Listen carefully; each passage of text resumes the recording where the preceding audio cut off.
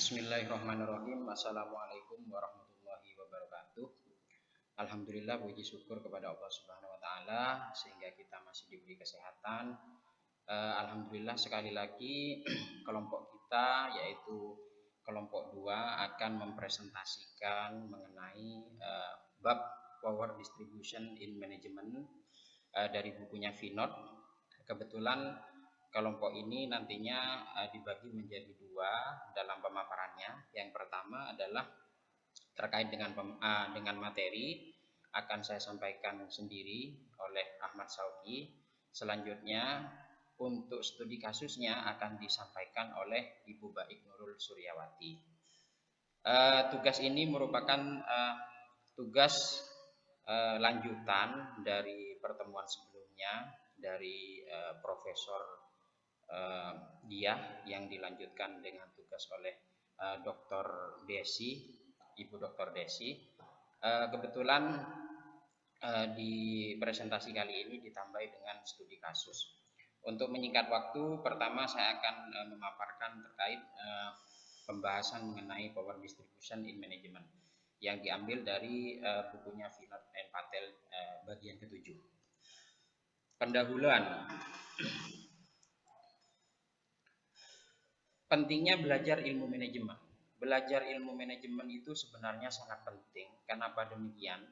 Karena dalam implementasinya saat kita bekerja di dalam sebuah organisasi, ilmu manajemen ini betul-betul sangat-sangat dibutuhkan. Bagaimana dari sisi awal perencanaan, terus sampai kepada kontrol dan lain sebagainya nantinya. Nah, ini harus dipahami baik oleh manajer tingkat atas, tingkat menengah, ataupun tingkat bawah. Bahkan pada karyawan yang level bawah sekalipun harus paham. Sehingga dengan memahami ilmu manajemen ini, kita akan banyak mengetahui tentang batas-batas pekerjaan, bagaimana terkait dengan struktur organisasi, apa yang menjadi job desk kita, dan lain sebagainya. Berikutnya adalah masalah tak terduga dalam organisasi. Ini bisa sering terjadi, artinya dalam tanda kutip memang pada dasarnya semua itu sudah direncanakan, tapi saat diimplementasikan di lapang itu terkadang tidak sesuai dengan apa yang kita rencanakan. Karena kondisi di lapang itu cenderung tidak bisa kita prediksi kebenarannya 100%-nya begitu. Artinya cara A pasti bisa dipraktekkan di wilayah Sumatera misalkan, belum tentu karena terkadang ada perkembangan, ada kemunduran, ada masalah dan lain sebagainya. Selanjutnya mencari solusi dan mengendalikan masalah. Ya, ini bagian penting juga dari mempelajari manajemen. Ya, artinya solusi itu akan didapat sehingga masalah pun akan bisa dikendalikan. Artinya dalam tanda kutip setiap permasalahan itu pasti ada jalan keluarnya, begitu. Nah, manajemen ini akan membahas secara detail, apalagi dilihat dari pengalaman yang sudah dilakukan, sehingga forecasting atau peramalan itu bisa dilaksanakan saat kita memiliki data, begitu, memiliki sejarah, misalkan total penjualan selama 10 tahun terakhir, atau permasalahan-permasalahan yang sudah dilihat selama 5 tahun terakhir, laporan keuangan dan lain sebagainya. Itu akan menjadi pijakan dalam kita mengambil sebuah keputusan terkait dengan penyelesaian sebuah masalah. Kenapa demikian? Karena pada dasarnya decision maker, pengambil keputusan itu biasanya berada di level puncak yang harus betul-betul memahami permasalahan atau kendala-kendala secara detail sehingga bisa menemukan solusi yang tepat. Berikutnya di dalam bab ini dibahas mengenai delegasi, sentralisasi, dan desentralisasi. Selanjutnya akan dibahas apa gunanya delegasi, keunggulan sentralisasi dan desentralisasi. Berikutnya, manajer harus memahami konsep delegasi, sentralisasi, dan desentralisasi. Artinya manajer itu harus betul-betul paham. Kenapa? Karena manajer itu, apalagi yang berada di level puncak, itu yang diperlukan adalah pemikirannya, bukan hanya sekedar kemampuan teknisnya saja, tapi bagaimana mengolah, menciptakan sesuatu kebijakan yang tepat dan bisa mengembangkan perusahaan begitu atau organisasinya. Jadi kalau saya maknai, kalau manajer tingkat atas itu harus betul-betul fokus kepada pengambilan keputusan. Jadi hal-hal teknis monggo diserahkan kepada bawahannya. Karena kalau semua dikerjakan oleh manajer tingkat puncak, pasti pemikirannya tidak akan kuat begitu. Sehingga tidak akan fokus begitu. Nah, selanjutnya di pembahasan ini, pertama delegasi, desentralisasi, dan sentralisasi. Definisi delegasi menurut Profesor Theo Heinemann, pendelegasian wewenang hanya berarti pemberian wewenang kepada bawahan untuk beroperasi dalam batasan-batasan yang ditentukan. Intinya di sini ada sebuah kontrol tetap begitu ya. Ada bisa mendelegasikan, memberikan hak secara keseluruhan, tapi secara implementasinya di lapangan masih tetap ada kontrol. Karena kalau tidak ada kontrol ini juga akan bahaya. Artinya pemberi tugas ini berhak tahu sebenarnya apa yang sudah dikerjakan, tapi jangan terlalu mendikte karena namanya sudah didelegasikan. Otomatis yang mendelegasikan itu sudah memahami kemampuan dari orang yang ditugaskan tersebut. Artinya orang yang tepat ditempatkan di posisi yang tepat begitu, tentunya sudah difikirkan sebelumnya. Selanjutnya, desentralisasi lebih pada arah penyerahan kekuasaan oleh pusat kepada cabang. Jika ini diimplementasikan dalam sebuah perusahaan yang berada misalkan skala nasional misalkan, ini ada pusat, ada regional, ada cabang. Kalau regional biasanya itu ada di tingkat provinsi, ibu kota provinsi misalkan di Surabaya. Kalau cabang itu biasanya di kabupaten yang ada di wilayah Jawa Timur misalkan di Jember. Kalau yang pusatnya ada di Jakarta misalkan seperti itu. Nah, dengan desentralisasi ini sebenarnya arah penyerahan kekuasaan oleh pusat kepada cabang, tapi ini sudah dibatasi. Kalau dalam dunia perusahaan itu dibatasi dalam tanda kutip hal-hal tertentu yang mungkin boleh diproses oleh cabang, tapi untuk kebijakan-kebijakan inti atau utama mungkin ini perlu diambil oleh pusat yang menentukan begitu ya. Misalkan SOP yang betul-betul fokus kepada pengembangan utama dari perusahaan misalkan itu mungkin tidak bisa diganggu gugat. Ini misalkan terkait dengan implementasi yang ringan di lapang yang tidak pas bisa merugikan keseluruhan misalkan, ini mungkin bisa dikelola oleh cabang. Sedangkan sentralisasi lebih ke arah memusatkan seluruh wewenang kepada sejumlah kecil manajer puncak. Nah, dengan sentralisasi memang banyak kelebihan yang didapat karena semuanya sudah mengacu kepada keputusan atau pengambil keputusan di level manajer puncak begitu. Nah, ini cenderung anak buah tinggal menjalankan saja. Cuma ide-ide kreatif ini biasanya jarang muncul kalau semua diatur begitu. Logikanya seperti itu. Nah, baik, selanjutnya. Tujuan utama pendelegasian pertama adalah delegasi bertujuan untuk memberikan tugas, wewenang, dan tanggung jawab kepada karyawan atau orang lain secara seimbang. Nah, jadi delegasi ini salah satu tujuannya adalah memberikan tugas, wewenang, tapi secara seimbang begitu, diukur juga. Selanjutnya, memberikan kesempatan kepada orang lain untuk proses perkembangan diri. Otomatis orang yang didelegasikan mau tidak mau harus belajar atas apa tugas yang diberikan oleh atasannya. Nah, ini tentunya dengan belajar otomatis yang bersangkutan akan memiliki pengembangan keilmuan di bidang apa yang ditugaskan tersebut. Nah, dari sini mereka akan banyak wawasan gitu.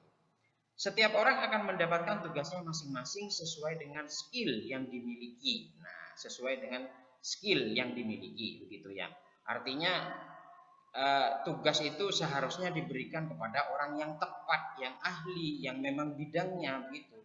Jangan sampai tugas misalkan si A misalkan ahli dalam bidang pemasaran, dalam penjualannya dia pinter ya, tapi dalam sisi keuangannya dia sangat lemah, apalagi hal-hal ngitung, tiba-tiba diminta untuk menjadi pembantu auditor misalkan. Nah, ini masalah nantinya. Selanjutnya, meningkatkan produktivitas serta kinerja dalam suatu perusahaan atau organisasi. Nah, produktivitas otomatis akan semakin tinggi.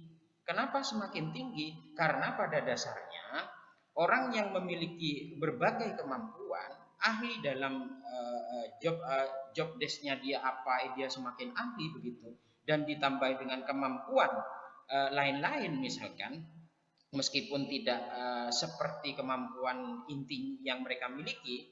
Nah, ini akan meningkatkan produktivitas. Nah, semangat kerjanya juga akan tinggi begitu karena bisa mengerjakan berbagai macam pekerjaan begitu. Meskipun di situ tentunya sudah dibagi dari masing-masing karyawan tugas utamanya apa. Selanjutnya, mendorong para karyawan untuk lebih berfokus pada target serta kualitas target kerja yang diraih. Artinya karyawan ada pandangan inti. Dalam tanda kutip, karyawan itu sudah memahami secara detail, oh ini bagian tugas saya, jadi saya harus berfokus ini. Misalkan yang bersangkutan seorang salesman, sudah ada SOP bahwa seorang salesman A di perusahaan A misalkan setiap bulannya harus closing 3.000 unit misalkan. Ya sudah, yang bersangkutan akan berfokus kepada 3.000 unit itu untuk bisa melakukan penjualan. Nah, akan tetapi jika sudah didelegasikan ya oleh pimpinan untuk mengikuti apa, misalkan pembelajaran terkait dengan bagaimana trik nyampainya target begitu, misalkan target penjualan. Nah, ini akan semakin menambah ilmu. Mereka akan semakin fokus kepada tugas utamanya itu. Selanjutnya, di dalam prinsip pendelegasian itu ada hasil, ada definisi fungsional, ada prinsip saklar, dan tingkat otoritas, kesatuan komando, serta tanggung jawab. Nah, di kesatuan komando, prinsip kesatuan komando di sini dituliskan prinsip manajemen dasar adalah prinsip kesatuan komando. Semakin lengkap hubungan pelaporan individu dengan atasan tunggal, semakin sedikit masalah instruksi yang bertentangan dan semakin berperasaan tanggung jawab pribadi untuk hasil. Di sini bisa dimaknai kesatuan komando itu penting, begitu. Logikanya jika ada aturan yang di atasnya itu yang bisa kita lebih percayai. Artinya aturan yang paling utama itu adalah aturan yang keluar dari manajer tingkat atas. Misalkan di situ bisa dilakukan oleh direkturnya misalkan. Jadi kalau sudah kena aturan direktur, aturan di bawahnya misalkan kepala divisi, terus kepala cabang, kepala regional, itu bisa kalah sudah begitu. Kesatuan komando itu sangat penting karena kalau perintah tidak jelas ya, misalkan secara gamblangnya misalkan kalau kita berbicara di perusahaan misalkan kepala divisi pemasaran pusat ya memerintahkan itu sudah ada perintah jelasnya ya, itu sudah ditulis dalam aturan dan itu ditandatangani yang bersangkutan. Perintahnya begini kepada seluruh salesman yang ada di seluruh Indonesia misalkan, penjualan dengan menjual 2 gratis 1. Nah, menjual 2 gratis 1. Jadi kalau bisa closing 2 unit produk misalkan, maka si pembeli itu jika membeli 2 unit diberi bonus 1 gitu.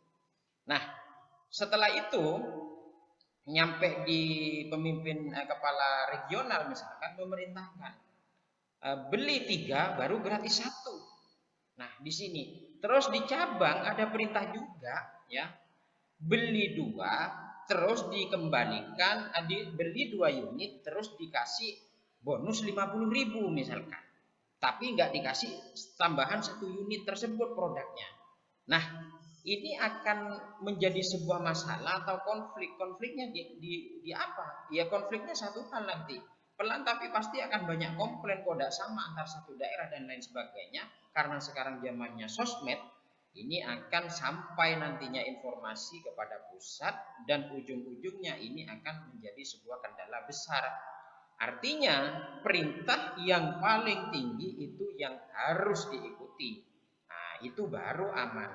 Jadi leader atau manajer tingkat menengah dan tingkat bawah harus selalu mengupgrade informasinya dengan menanyakan dan membaca atau mendownload atau apapun itu terkait informasi dari manajer puncak. Nah, kalau sudah seperti itu akan terjadi sebuah kesatuan komando.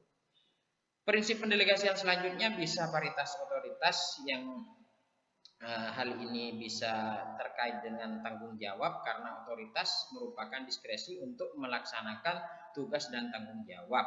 Kewajiban untuk mencapainya secara logis mengikuti bahwa jumlah otoritas harus sesuai dengan jumlah tanggung jawabnya. Berikutnya, keuntungan desentralisasi. Yang pertama meringankan top manager, tugas top manager. Jadi kalau seorang pemimpin misalkan anggap kalau misalkan di Sekolah Tinggi Ilmu Ekonomi Mandala misalkan seperti itu, ya. Kalau ketua STI Mandala itu sudah tidak perlu mikir masalah kebersihan secara betul-betul fokus begitu. Tinggal menginstruksikan ke anak buahnya, apalagi sampai ketua STI Mandala mikirkan misalkan beli wipol dan lain sebagainya itu tidak perlu sudah. Ini harus sudah ditugaskan kepada anak buahnya begitu, ke semuanya begitu, ya. Minimal ke bagian umum. Jadi kalau leader itu top manager itu fokusnya adalah terkait dengan kebijakan begitu. Dan mengkoreksi secara detail ke bawah ya boleh sih, tapi jangan terlalu mendikte keseluruhan sampai yang bersangkutan ngikut kerja begitu. Ini masalah nantinya. Mengurangi bertumbuhnya pekerjaan di tingkat pusat misalkan, ya. Nah, dengan pendelegasi desentralisasi dengan memberikan wewenang kepada level yang lebih bawah, ini akan mengurangi pekerjaan di level atas. Artinya level atas tinggal memikirkan konsep-konsep penting, aturan-aturan penting, keputusan-keputusan penting terkait perkembangan organisasi dan kemajuannya serta berkesinambungannya suatu organisasi tersebut. Ya, seperti yang saya jelaskan tadi. Selanjutnya, masalah segera tertangani. Kalau sudah didesentralisasikan, kalau ada masalah teknis, itu gampang langsung bisa diproses, tidak perlu tanya komandan level atas. Apakah ini harus beli wipol misalkan, atau beli pengharu, tidak perlu tanya kalau hal sepele seperti itu, otomatis langsung beli saja sudah karena pasti ada anggarannya begitu. Selanjutnya efisiensi yang lebih besar. Nah ini akan terjadi efisiensi yang lebih besar karena masing-masing juga sudah punya tugas dan wewenangnya. Nah ini akan tidak terlalu panjang urutan prosesnya untuk menentukan menyelesaikan suatu permasalahan begitu. Yang terakhir lebih efektif karena beberapa hal tidak perlu ditangani pusat. Pusat tinggal fokus kepada hal-hal inti saja. Nah, ini selanjutnya manfaat distribusi pekerjaan. Mendorong spesialisasi dan meningkatkan produktivitas secara konsekuen. Nah, ini bagian dari manfaat distribusi pekerjaan. Akhirnya akan muncul orang-orang yang memiliki kemampuan dan ahli begitu. Cenderung menghasilkan peningkatan produktivitas melalui penghindaran duplikasi kegiatan dan kebingungan akibat serta upaya yang sia-sia akan dihapus melalui pengorganisasian yang memadai dan menentukan tanggung jawab. Berikutnya mendorong koordinasi dengan menyediakan kerangka kerja. Yang terakhir membantu ekspansi dan pertumbuhan perusahaan. Nah ini kalau sudah berbicara perusahaan akan banyak perluasan begitu ya. Dengan distribusi pekerjaan ini akan tenaga kerja itu tidak sia-sia begitu, tenaganya, pikirannya tidak terbuang sia-sia. Akan menjadi sebuah permasalahan bahaya jika di dalam sebuah perusahaan itu ada sebagian kelompok yang pekerjaannya super berat begitu dan sebagian kelompok lainnya tenang-tenang saja, pekerjaannya tidak berat. Ini akan menimbulkan kecemburuan. Nah, padahal gajinya sama begitu misalnya. Nah, jika distribusi pekerjaannya ini sudah benar ya, semuanya bekerja sesuai dengan tupoksinya, ini akan bagus begitu. Saling berhubungan satu sama lain dan akan menimbulkan semangat kerja yang tinggi. Nah, kesimpulannya, manfaat delegasi adalah agar organisasi dapat berjalan dengan baik. Yang kedua, manfaat desentralisasi ini pendelegasian wewenang dan memperingan manajemen pusat, intinya seperti itu. Sedangkan manfaat sentralisasi ini lebih hemat biaya, di mana top manajer pusat secara langsung dapat mengurusi semua urusan sampai ke cabang. Peraturan di perusahaan akan sama baik di pusat maupun di cabang. Ini keuntungan dari sentralisasi karena aturan utamanya ada dari pusat begitu.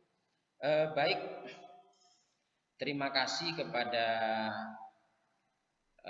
Bapak Ibu sekalian yang sudah menonton video ini. Saya ucapkan banyak terima kasih juga kepada dosen kita, Ibu Dr. Desi, yang telah memberikan bimbingannya terkait dengan mata kuliah ini. Saya ucapkan terima kasih juga kepada Ibu Baik. Monggo selanjutnya bisa dilanjutkan oleh Ibu Baik untuk presentasinya. Wassalamualaikum warahmatullahi wabarakatuh. Assalamualaikum warahmatullahi wabarakatuh. Selamat pagi. Pagi ini saya akan menyampaikan kasus PT Bonli Cipta Sejahtera untuk melengkapi penyampaian materi tentang Power Distribution and Management oleh kelompok 2 yang terdiri dari Ahmad Sauki dengan NIM 21083020100 dan saya sendiri, Mbak Nurul Suryawati dengan NIM 21083020100.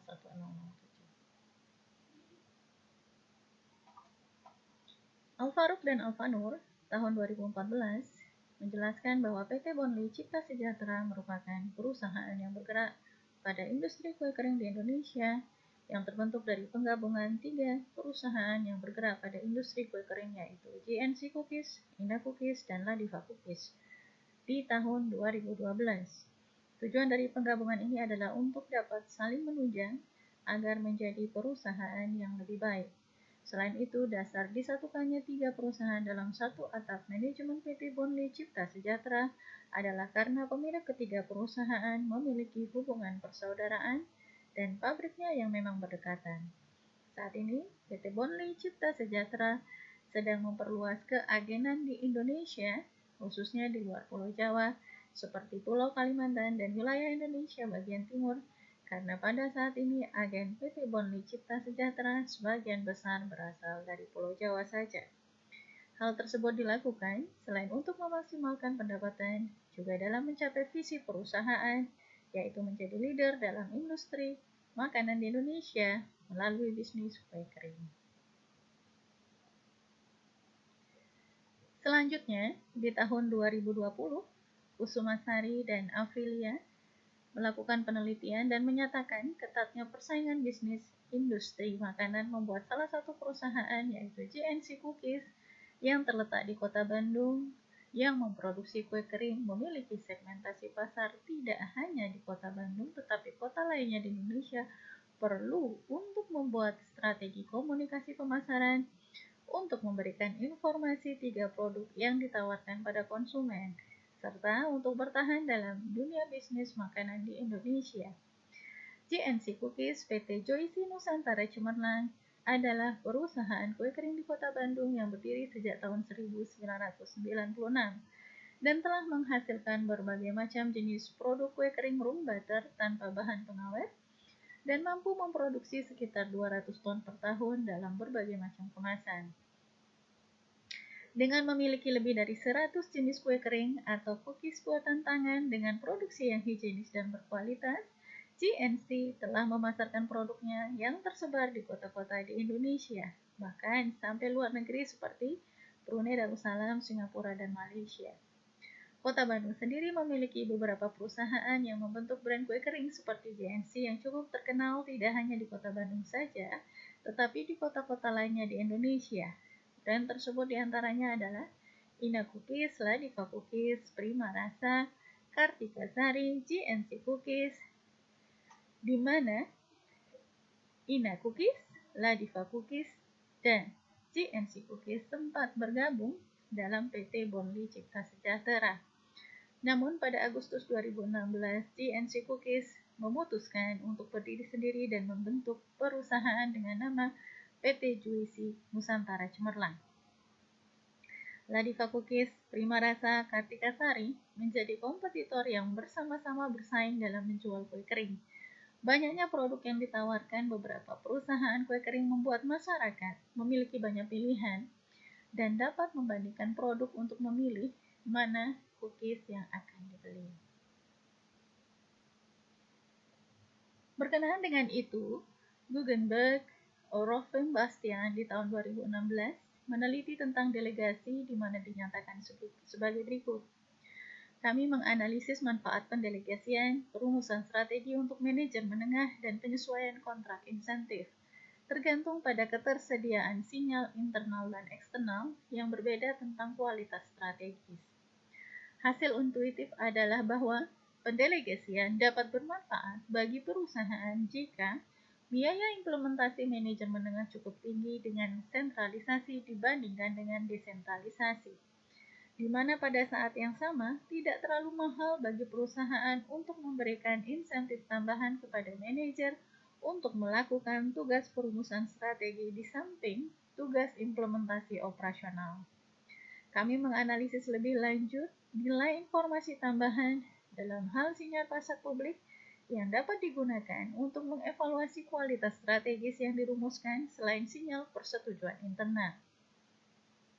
Hasil utama adalah bahwa sinyal tambahan hanya dapat memiliki nilai positif jika pengambilan keputusan strategis yang terdesentralisasi dan ceteris paribus, di mana perusahaan cenderung lebih bersedia untuk mendelegasikan keputusan strategis ke tingkat hierarki yang lebih rendah jika lebih banyak informasi tentang kualitas strategi tersedia expose.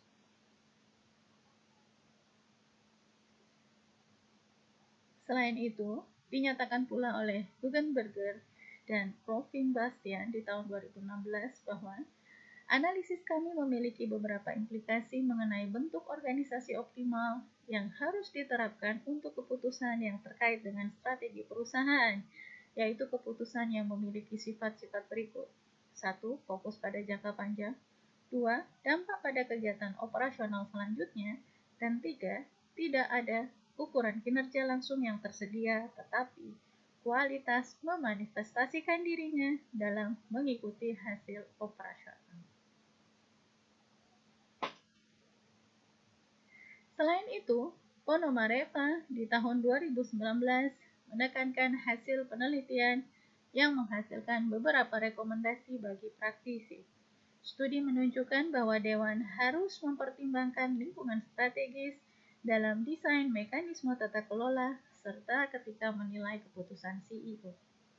Keseluruhan temuan kami terkait dengan konsep tata kelola perusahaan yang muncul, yang menekankan pentingnya keseimbangan antara akuntabilitas dan penciptaan nilai.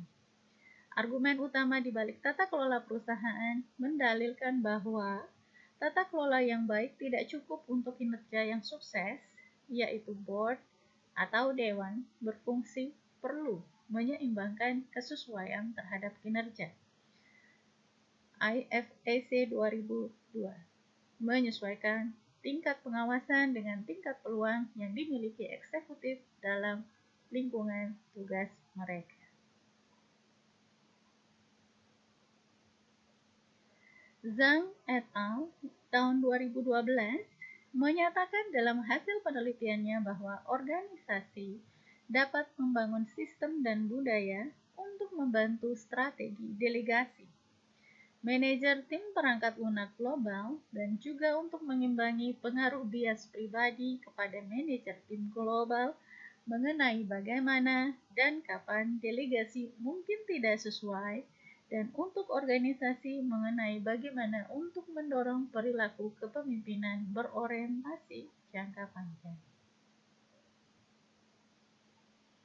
Schaefer-Wenzel dan Stremberg di tahun 2014 menyatakan dalam model delegasi terkait proses menyatakan peran dan tugas dapat didelegasikan. Di dalam intinya, subjek dapat mendelegasikan hak untuk melakukan tugas dan tugas terkait untuk subjek lain. Dalam kasus yang permanen, dalam delegasi, di mana delegasi berlaku untuk semua eksekusi proses bisnis tertentu, dicontohkan proses aplikasi kredit.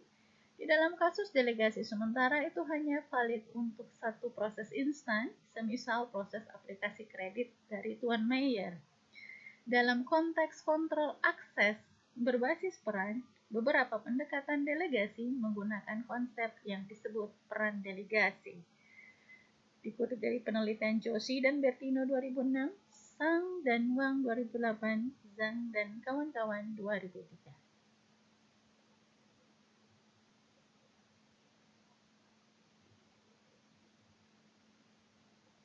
Loeffler 2012 menyatakan dalam penelitiannya bahwa temuan yang menarik jika pemilik dapat menerapkan salah satu strategi saja secara eksklusif, meskipun strategi delegasi menyebabkan kerugian biaya terhadap strategi research and development, persaingan pada prinsipnya membuat delegasi strategis lebih menarik dibandingkan dengan investasi dalam research and development.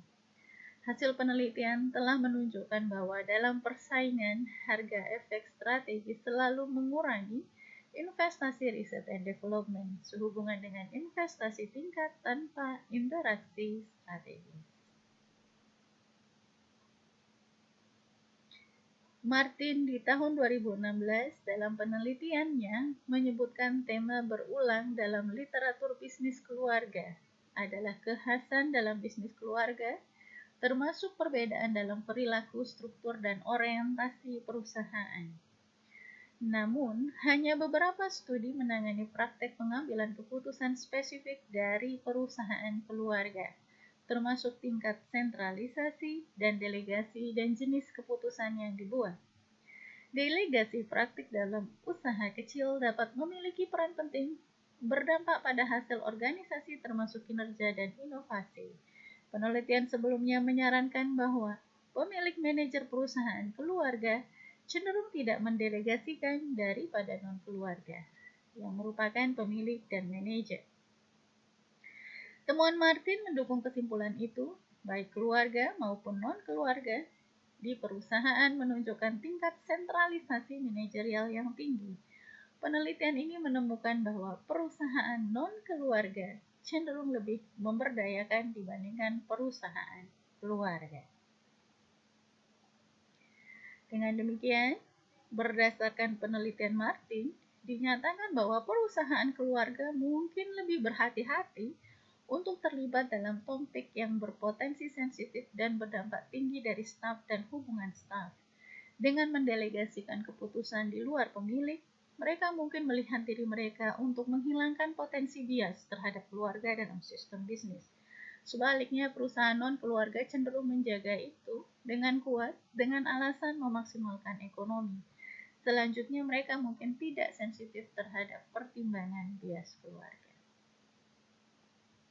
Berikutnya adalah daftar referensi yang kami gunakan.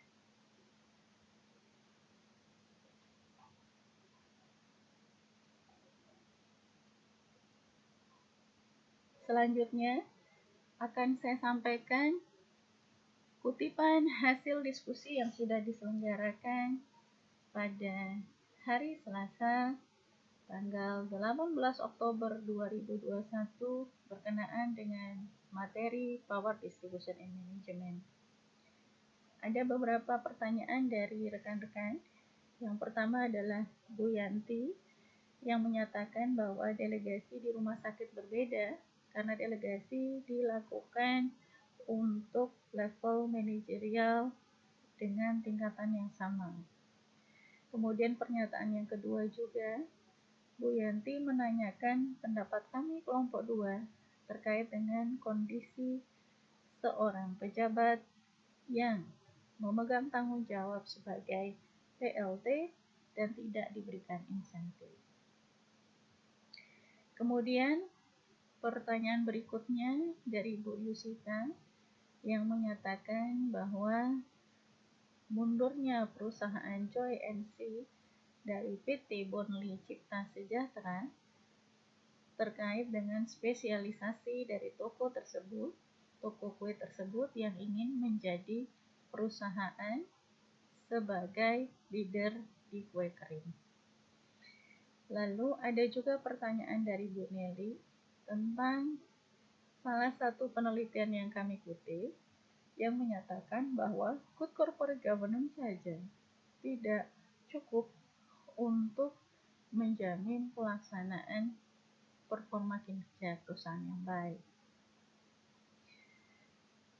Berkenaan dengan pertanyaan-pertanyaan tersebut, ada komentar juga kami rangkum dari rekan-rekan lainnya, dari Pak Khairul Saleh yang menyatakan bahwa di beberapa perusahaan keluarga, terkadang dari atasan ke bawahan, dari direktur utama ke general manager, walaupun anak sendiri tidak menyampaikan informasi-informasi tertentu. Selanjutnya ada penjelasan juga dari Pak Ervan tentang adanya tambahan penghasilan pendapatan untuk PLT berdasarkan peraturan yang baru. Lalu ada tanggapan pula dari Pak Guldan bahwa sebenarnya perusahaan tersebut tidak sungguh-sungguh berpisah atau tidak sungguh-sungguh bubar dari mergernya, akan tetapi tetap ada nilai yang diangkat dari perusahaan tersebut. Kemudian ada juga penjelasan dari Bu Desi bahwa sejalan dengan apa yang disampaikan Pak Choi atau Pak Khairul Saleh, bahwa sebenarnya dalam pendelegasian proses pengawasan tetap diperlukan. Dari kami sendiri, tanggapan mengenai good corporate governance yang dipertanyakan Bu Nelly, kami perjelas dengan judul dari penelitian itu sendiri yang menekankan bahwa board atau dewan selain memberikan delegasi juga diharuskan melakukan pengawasan. Selanjutnya berkenaan dengan apa yang disampaikan Bu Yusita tentang spesialisasi usaha, kami perjelas juga dengan informasi tambahan bahwa perusahaan Joy NC Cookies tadi baru mulai melakukan spesialisasi di usaha kue kering dengan terinspirasi dari maraknya atau tetapnya permintaan kue kering bahkan ketika krisis moneter terjadi. Sebagaimana yang akan disampaikan, yang akan dapat bersama kita simak dalam profil perusahaan Joy NC yang didokumentasikan oleh Bloomberg TV Indonesia dengan waktu tayang tahun 2013 untuk tayangan Made in Indonesia. Kemudian perihal pertanyaan Bu Nelly, kami lanjutkan juga tadi bahwa dalam tayangan profil perusahaan Joy NC Cookies, Pak Dedi dinyatakan sebagai komisaris. Sementara dalam jurnal tersebut dijelaskan pentingnya ada dewan komisaris yang akan mengawasi jalannya perusahaan. Untuk Bu Yanti, perihal PLT yang pejabat yang tidak diberikan insentif tadi, kami pertegas bahwa ada beberapa orang dengan loyalitas yang tinggi kepada perusahaan sehingga tidak berorientasi pada insentif, orientasinya pada hal yang berbeda, misalnya kepercayaan dari pimpinan sebagaimana yang disampaikan oleh Bu Desi Wulandari. Demikian pemaparan dari kami kelompok 2 terkait dengan studi kasus untuk melengkapi materi Power Distribution in Management yang disadur dari buku ini. Atas perhatian Bapak dan Ibu, kami ucapkan terima kasih. Assalamualaikum warahmatullahi wabarakatuh.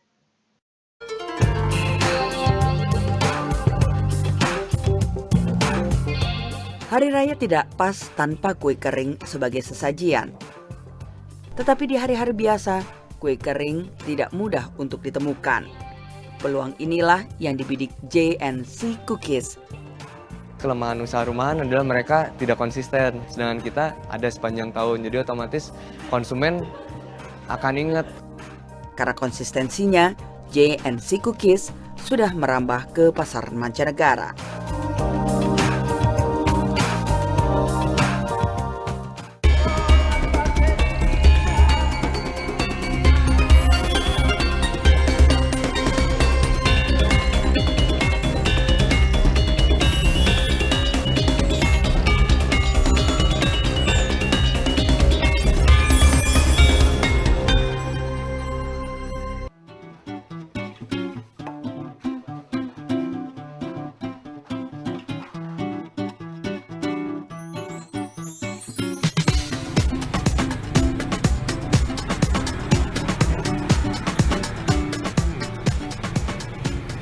JNC Cookies merupakan bisnis keluarga. Usaha yang dimulai tahun 96 ini didirikan oleh Dedi Hidayat dan kini dilanjutkan oleh sang anak Jody Janitra. Belasan tahun berbisnis telah membawa brand yang dahulu bernama Joycey ini ke mancanegara. Beberapa negara yang sudah pernah disambanginya adalah Malaysia, Brunei, Singapura, dan Kanada. Salah satunya mungkin yang rutin ini sekarang adalah dari Singapura. Mungkin udah 7 sampai 9 tahunan lah kira-kira ya. Sudah 9 tahun. Kalau Kanada mungkin baru 2 tahun. Setiap tahun akan begitu. Ya, nanti kalau kita masih 2014, dia minta 2013. Pameran adalah langkah awal Dedi untuk memasarkan kue keringnya hingga ke mancanegara. Intinya sih kita memang sering pameran ya, di saya dan istri pertamanya sih sering keliling lah pameran di luar. Kebetulan ada beberapa negara yang tertarik. Nurul, yang event Parapa hari Minggu, jangan lupa Pak Rahmat mau kursus butter lagi, workshop butter. Terus anak-anak produksi kasih tahu bawa bahan baku untuk bikin cookies. Jadi mau ada cooking demo lagi. Ya. Packagingnya juga jangan lupa disiapin. Ya. Ekspor pertama kali itu kita sekitar tahun 2004. Setelah beberapa kali pameran keempat, dia akhirnya dapat satu klien di Singapura dan sekarang rutin kita sudah 9 tahun berjalan dengan klien yang di Singapura ini. Oke. Pak, ini data minggu lalu tolong diaudit ya.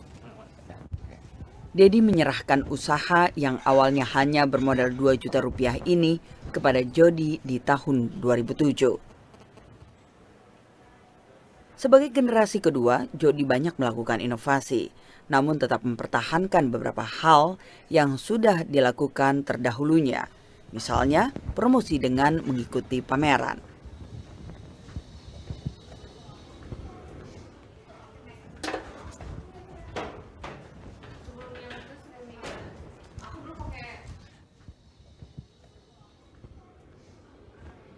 Tanggal 28 Oktober mau ke Korea pameran. Nah, pengennya tuh si kue-kue yang La Diva itu yang single pack. Karena di sana pamerannya tuh Coffee Expo.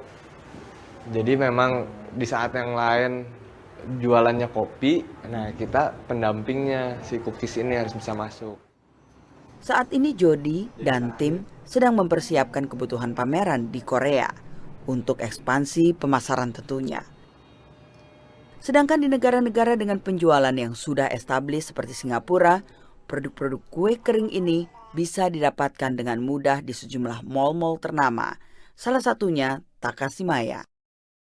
Nah, kalau bisa tambahin si kemarin tuh dapat laporan.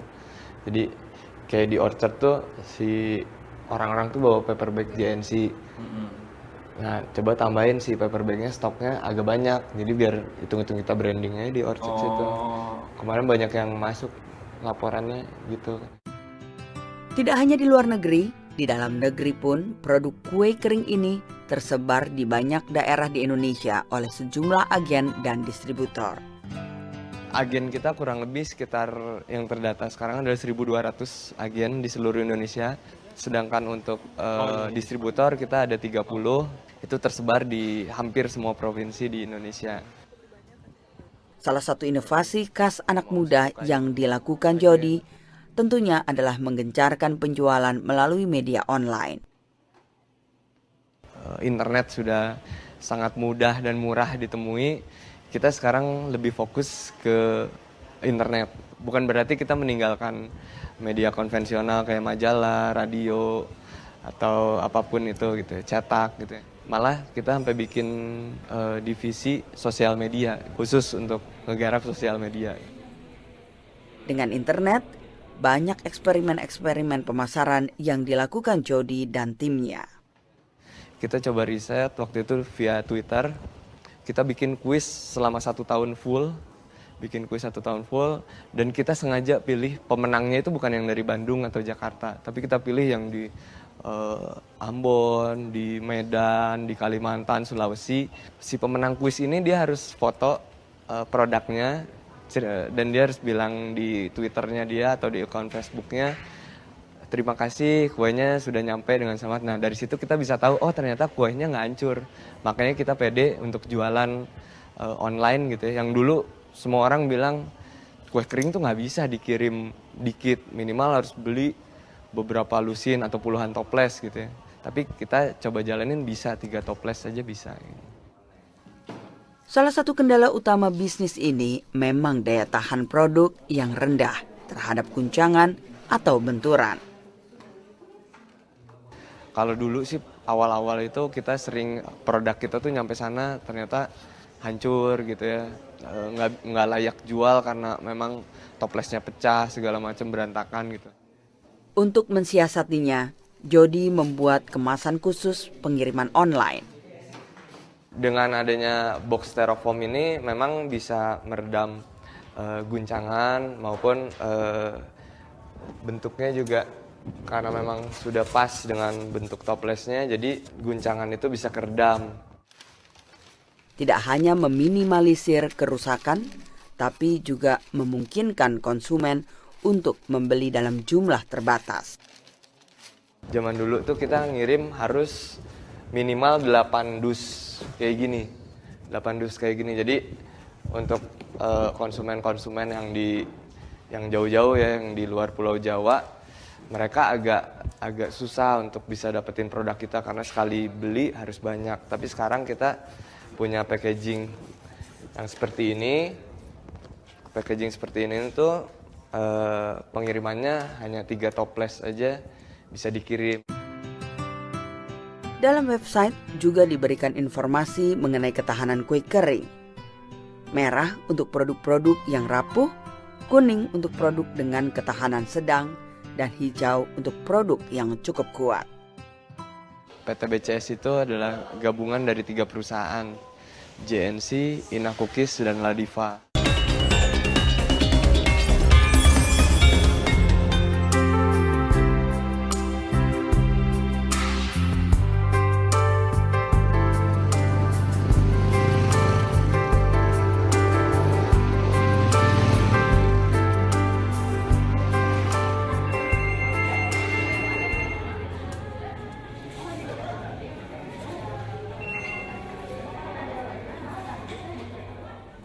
Pada awal usahanya, Dedi justru lebih mengandalkan produk-produk bakery dibanding kue kering. Namun, krisis ekonomi di tahun 1998 menghantam bisnisnya.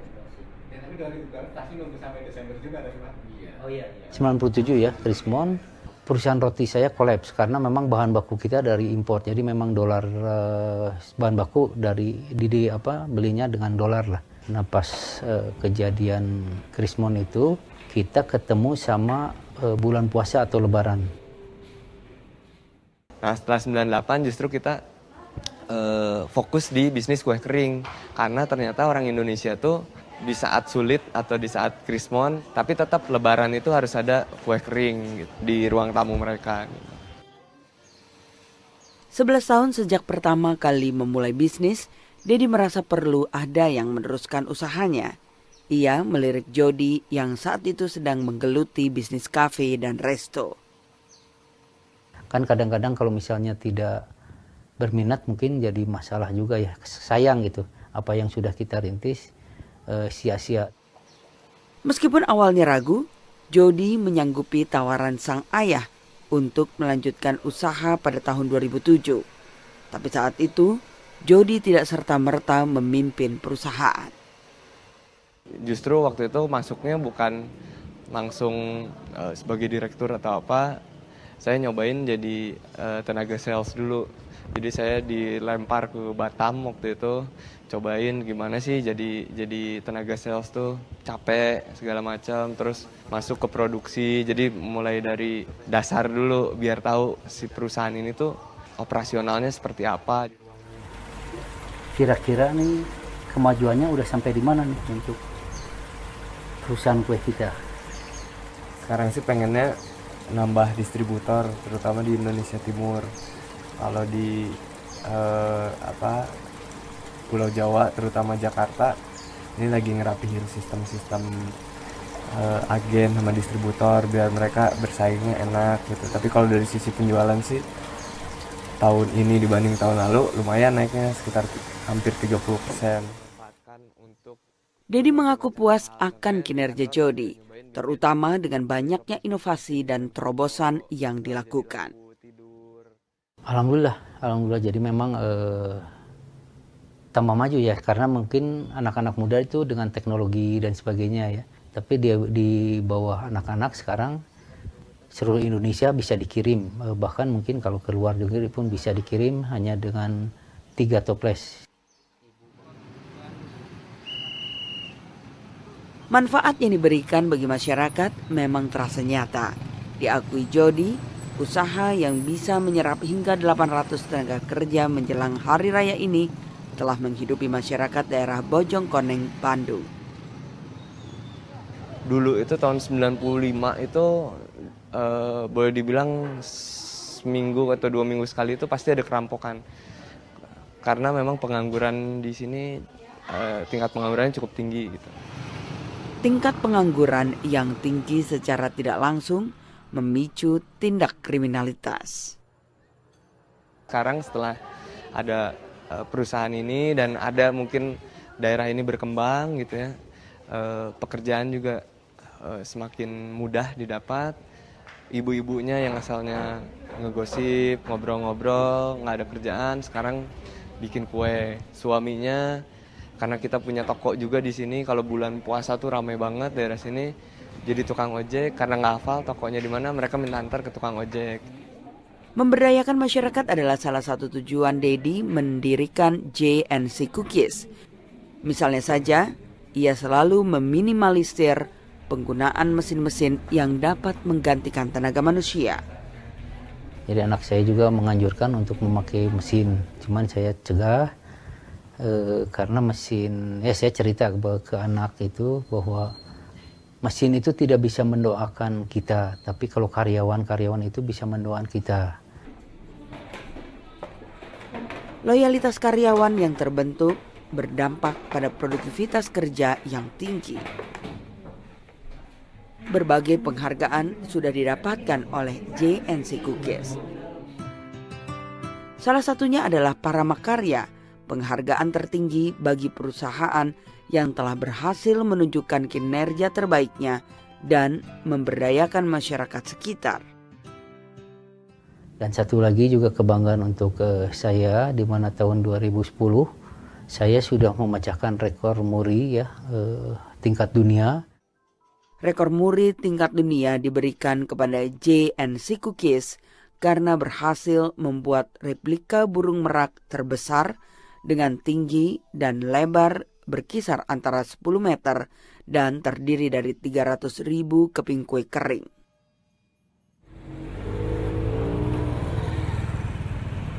Tidak hanya memecahkan rekor, tahun 2010 juga patut untuk diingat karena pada tahun itu JNC Cookies bergabung dengan Ladiva dan Ina Cookies, 2 merek kue kering yang dimiliki oleh saudara-saudara kandung Dedi. Ketiga brand itu saat ini berada di bawah bendera Bonli Cipta Sejahtera atau BCS. PT BCS itu adalah gabungan dari 3 perusahaan, JNC, Ina Cookies, dan Ladiva. Alasannya kenapa digabung, karena kita adalah 3 perusahaan yang sebenarnya adik kakak, jadi keluarga gitu ya. menggabungkan perusahaan ini ya pengen kita tuh biar bisa terus sinergi lah gitu, antar keluarga tuh bisa saling kerja sama gitu. Di PT BCS, manajemen ketiga perusahaan yang sudah ada dilebur menjadi satu. Jody yang sebelumnya menjadi pemilik JNC mendapat tanggung jawab sebagai direktur marketing. Sedangkan Dedi menjadi komisaris dalam struktur PT BCS. Selain untuk sinergi, BCS juga dibangun untuk efisiensi biaya produksi dan promosi. Kita kalau pameran itu selalu misalnya di Mall A itu selalu tiga-tiganya ikut pameran, sehingga dari situ saya pikir ini penghamburan biaya nih. Penghematan dari tenaga administrasi juga, tenaga keuangan, tenaga marketing, dan tenaga yang lain-lain mungkin sekarang cukup dengan satu gitu, yang tadinya 3 sekarang 1. 3 tahun berselang sejak penggabungan ketiga perusahaan, PT BCS memang belum mendapat hasil yang signifikan. Peningkatan produksi maupun penjualan pun masih terbatas. Namun PT BCS bertekad kembali merajai pasar kue kering di dalam dan luar negeri dengan memanfaatkan link dari ketiga perusahaan. Salah satunya dengan kembali memetakan positioning dari ketiga merek kue kering yang ada. Yang di level menengah kita punya JNC sama Ina Cookies. Nah ini mungkin yang dikenal sama orang-orang tuh 2 merek ini dari BCS. Tapi sebenarnya kita juga punya yang namanya Ladiva. Ladiva ini dia pasarnya untuk level atas lah gitu ya. Kita nyebutnya Ladiva Premium Quality Cookies gitu. Dan itu memang baru di launching tahun ini. Jadi kita pengen ngamanin dulu pasar di Indonesia. Kalau dirasa sudah cukup aman, mungkin kita baru fokus lagi ngegedein pasar yang di luar.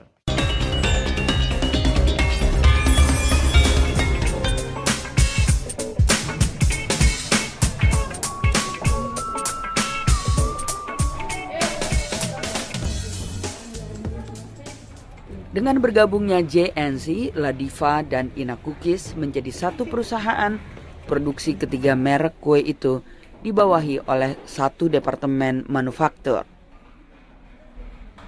Kuantitas produksi pun semakin meningkat, terutama pada hari raya seperti Idul Fitri, Natal, maupun Imlek. Musiman itu kita bisa sehari 500 sampai 700 lusin ya. Kalau hari biasa itu tergantung pesanan. Diakui Anto sebagai direktur manufaktur, tidak ada perbedaan signifikan antara kualitas produksi kue untuk ekspor maupun pasar lokal. Kalau dari rasa itu kita emang udah standar ya, rasanya standar. Mungkin dari ada beberapa konsumen itu minta bentuknya dirubah. Di luar sebenarnya kalau di pasar ASEAN itu taste-nya sama lah dengan Indonesia, terutama Brunei, Malaysia, Singapura itu hampir sama gitu. Karena kita juga udah coba pameran sampai ke Suriname, bahkan kita pernah gitu ya, ke Afrika Selatan pernah, ke Saudi, Dubai itu pernah, Eropa juga taste-nya sih cocok dengan yang kita karena memang kita adopsi dulu resep-resepnya tuh memang dari sana, cuma bahan bakunya sekarang justru bahan baku lokal gitu banyak. Dengan mempertimbangkan masukan dari departemen lain, perbedaan yang ada hanya berupa ukuran dari kue-kue itu. Ukurannya memang dibuat lebih besar dibandingkan produk kita yang untuk lokal ya, karena untuk di luar mereka ingin bentuk kuenya yang lebih besar daripada kue yang kita buat di sini untuk lokalan. Ini untuk pesanan ke Singapura. Oh, berarti permintaan dari Singapura itu ya. Untuk emang kuenya kayak lebih besar ya? Ya, lebih besar ya. Meskipun tetap berusaha memperbesar kuantitas ekspor, sebagai direktur pemasaran, Jody mengakui dirinya juga ingin lebih fokus menggarap pasar di dalam negeri. banyak banget, malah ya 90% lebih itu masih di Indonesia gitu. Tapi kita juga ingin siap-siap gitu, karena sebentar lagi kan 2015 nih ASEAN Economic Community gitu. ASEAN Economic Community atau AEC merupakan sebuah target integrasi ekonomi bagi negara-negara Asia Tenggara. Dengan diberlakukannya AEC menjadikan ASEAN sebagai wilayah dengan perdagangan barang, jasa, investasi, dan aliran modal yang lebih bebas.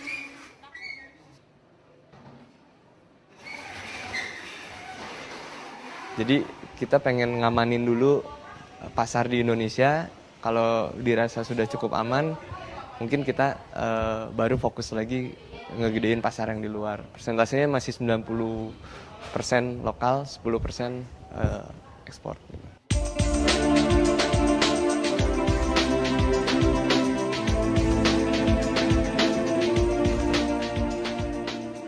Tidak hanya memberdayakan masyarakat, BCS juga seringkali membuat program sosial yang interaktif dengan para pembelinya. Kan kemarin habis lebaran nih, pasti banyak kan toples-toples plastik di rumah habis makan kue-kue gitu, biasanya jadi sampah. Nah, kita pengen ngumpulin toples-toples bekas itu, makanya dibikin BCS Tukar Tambah.